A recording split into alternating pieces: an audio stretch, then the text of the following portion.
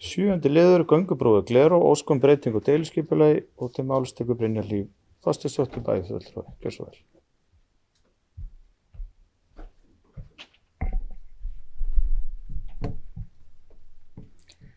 Forseti, ágætu bæjarfulltrúar. Hér komin á dagskrá liður 9 fundagerð skipulagsráðs frá 31. janúar 2024.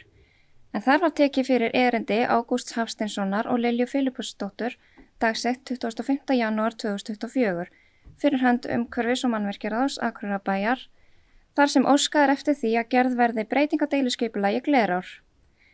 Í breytingunni felst að gert er ráð fyrir að fyrirhuguð göngubrú yfir Glerá vestan Hörgárbrautar hliðrist 50 metra til austurs. Skipulagsráð leggur til við bæjarstjórn að deiliskipulagsbreytingin verði samþykkt og að hún verði auglýst samkvæmt 1. málsgrein 41. greinar skipulagslaga nr. 123/2010. Ekki að talin þörf á að útbúa lýsingu eða kynna vinnslutillögu samkvæmt 3. og 40. málsgrein 40. greinar skipulagslaga.